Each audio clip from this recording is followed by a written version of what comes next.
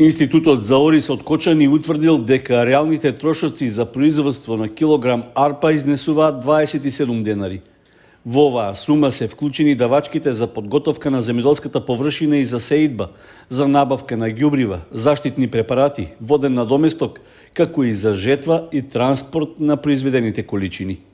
Трошковникот за производство е утврден по барање на Министерството за земјоделство, откако по неодамнешната средба на заменик министерот Трајан Димковски со оризопроизводителите и со откупувачите беше договорено производната цена да биде основа за утврдување на откупните цени. Според оризопроизводителите, утврдената производна цена одговара на трошоците што се прават за да се произведе килограм арпа. Од пресметката на институтот сме задоволни, меѓутоа главната цена и ние треба барем 30-35% за да направиме репродукција и да можеме барем малку од малку да преживееме, не да живееме. И 40 дена цена се не живее. Тоа е многу минимално. Имаме производна цена 27. 30% ако ставиме на тоа, значи пак испадне некако околу 40 денара. Субвенции, мовенции, вамо, намо, не е многу, меѓутоа за моментално, значи може некакво решение да се најде. За да се смират значи целата работа, да почне да откупуват од први. И 3 денара да се исплатат за 10-15 дена. Тие дополнителните средства. Не е ништо дефинитивно. Ке видиме, ке разговараме, мислам дека ќе се најде некој заедничко решение.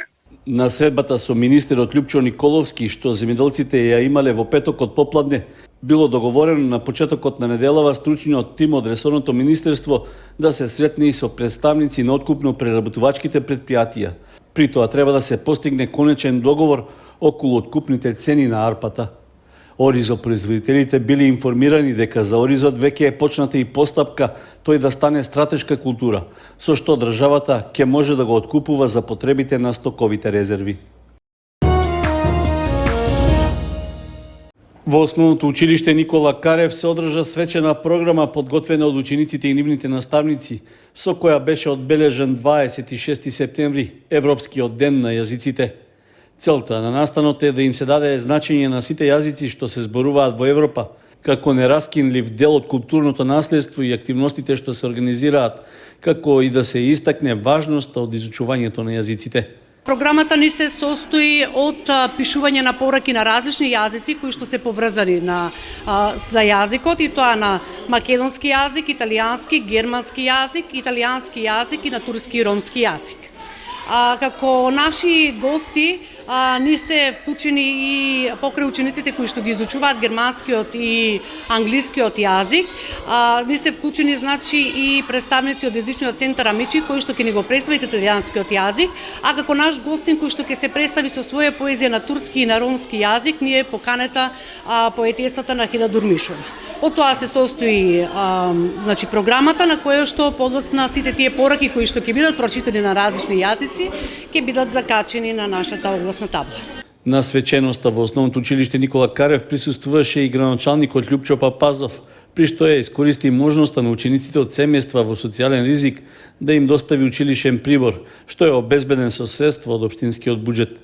Денес со општинската администрација сме во училишто Никола Карев да го одбележиме моментот на предавањето на ранците и приборот за учениците, односно прводеленчињата кои потекнуваат од семејства од социјално ранливи категории. Конкретно за училиштето Никола Карев имаме 34 примероци подготвено, а вкупно на ниво на општина за сите правачиња се 164 пакета. Покрај останатите пакети со опрема кои беа доделени на прводеленчињата, ова е дополнителна помош за семејствата од социјално ранливите категории. Во 2001 година Советот на Европа и Европската комисија донесе одлука со која 26 септември е прогласен за Европски ден на јазиците. Намерата е 700 милиони жители од европските држави на која било возраст да се охрабрат да учат повеќе јазици во и надвор од училиштата. Причина за тоа е што јазичната разноликост представува алатка за постигнување на поголемо меѓукултурно разбирање, како и клучен елемент во богатото културно наследство на европскиот континент.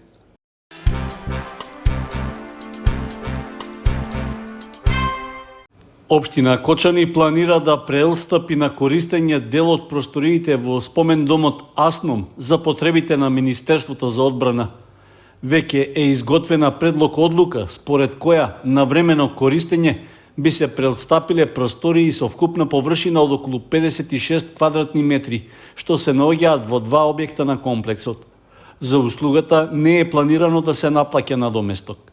Давањето на времено користење на просторот ќе биде за период од 10 години, а според изготвениот технички план се работи за 3 простории од по околу 10 квадратни метри, потоа помошна просторија од околу 6 метри квадратни и тоалет со неколку помали простории со вкупна површина од 12 метри квадратни.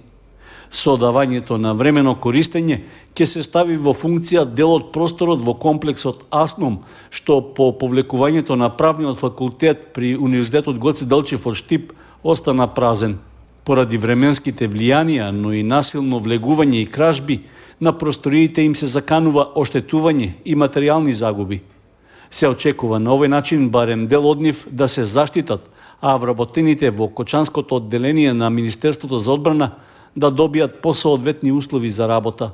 Во изминатиот период, тие ги користат просториите на така наречениот воен одсек, кои целосно се руинирани и не нудат можност за престој во нив, како и за нормално реализирање на работните задачи. Предлог одлуката за давање на времено користење на просториите во Асном ќе се најде на дневниот ред на седницата на Советот на општина Кочани, што е закажана за петок 30 септември. Службите од општина Кочани во соработка со Одделението за внатрешни работи и представници од Републичкиот совет за безбедност во сообраќајот ги продолжуваат активностите за едукација и информирање на учесниците во сообраќајот во рамки на кампањата за зајакнување на сообраќајната култура. На Меѓународниот ден без автомобили беа дистрибуирани летоци со пораки за важноста на одржливата мобилност, како и за предностите на превозните средства што не ја загадуваат животната средина. Во овие активности се вклучија и ученици од основното училиште Крсте Мисирков од населбата Оризари. Тие директно контактираа со возачи на моторни возила и упатуваа писмени пораки за безбедно, совесно и одговорно возење. Исто така, информираа и за значењето на велосипедот како превозно и рекреативно средство.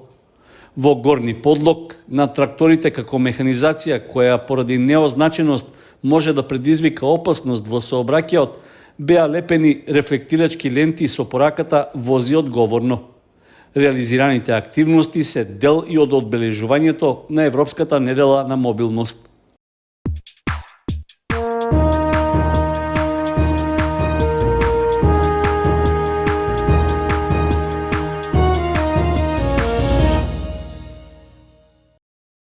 Викендов се одигра третото коло во третата фудбалска лига Исток, во кое фудбалерите на Осогово постигнаа уште една убедлива победа. На домашен терен ја совладаа екипата на Дојранско езеро со 8:1, со што го задржуваат лидерското место на табелата. Катастрофата на гостите ја најави Тоше Манов уште во втората минута, пошто до крајот на првото полувреме постигна уште 3 гола. И во вториот дел од надпреварот играта на жолто-сините продолжи со истото темпо, а Манов уште 3 пати ја затресе противничката мрежа. Стрелец на 8-миот гол за Осогово беше Стоиловски пред самиот крај на средбата.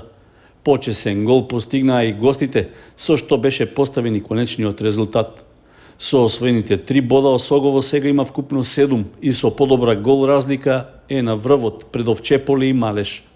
Во следното коло екипата ќе гостува во струмичкото село Градско Балдовци против екипата на Спартмани, која е на дното на табелата.